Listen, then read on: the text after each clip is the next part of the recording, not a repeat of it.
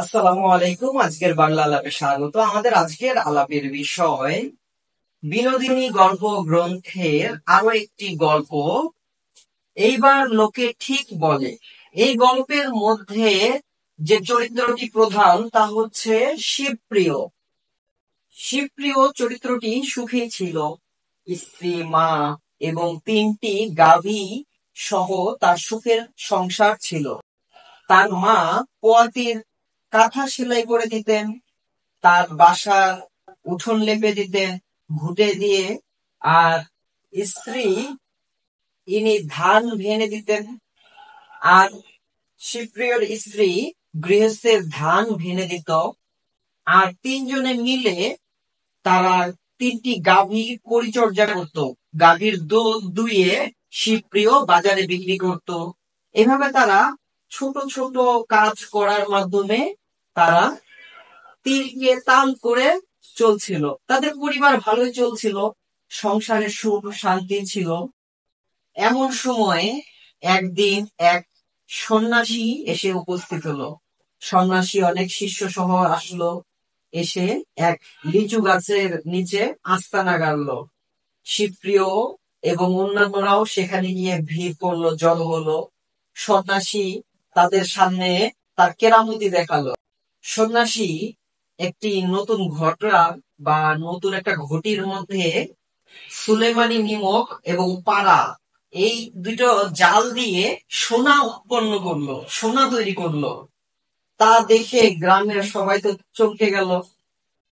আর এই শিবপ্রিয়র মধ্যে লোভ জেগে উঠলো।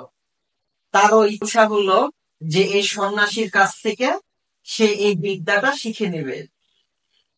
সন্ন্যাসীর কাছে গিয়ে সে আবদার জানালো। সন্ন্যাসী বলল যে ঠিক আছে, বিনিময়ে তোমাকে 6 মাস আমার সঙ্গে সঙ্গে থাকতে হবে। শিবপ্রিয় তার স্ত্রী, মা এদেরকে ফেলে সন্ন্যাসীর সাথে 6 মাসের জন্য নিরুদ্দেশ হয়ে গেল। যখন 6 মাস হলো, সে সময়ে সন্ন্যাসীকে সে বলছে যে এবার 6 মাস পূর্ণ হয়ে গেছে, আমাকে এবার বিদ্যাটা শেখা। বললো যে হ্যাঁ, অবশ্যই শিখাবো, যাও নদী থেকে জল নিয়ে এসো।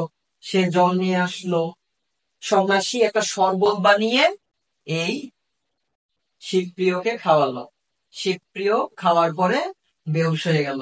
শিবপ্রিয়র কাছে অসময়ের জন্য, বিপদ আপদের জন্য মানুষ যে একটা টাকা রাখে, 10 টাকা ছিল তার কাছে, সেই 10 টাকাটাও সেই সন্ন্যাসী নিয়ে চলে যায়।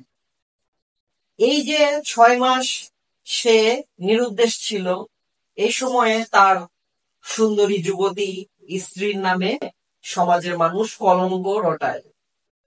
এই অপমান, এই জ্বালা সহ্য করতে না পেরে শিবপ্রিয়র স্ত্রী আত্মহত্যা করে। আর যখন শিবপ্রিয় ফিরে আসে, সন্ন্যাসীর কাছ থেকে ধোঁকা খেয়ে যখন সে ফিরে আসে, এসে দেখে যে তার স্ত্রী নেই। সে তখন থেকে পাগল প্রায় হয়ে যায়। এরপরে যখন তার মা মারা যায়, তখন সে একদম পাগল হয়ে যায়, রাস্তায় রাস্তায় ঘুরে বেড়ায় আর চিৎকার করে বেড়ায়। এইভাবে এই গল্পটার করুণ পরিণতি দেখা যায়। লোভ, আমাদের লোভ আমাদেরকে ধ্বংস করে দিতে পারে। এই গল্পের মূল মেসেজটি হলো এটি যে লোভ আমাদেরকে ধ্বংস করে দিতে পারে।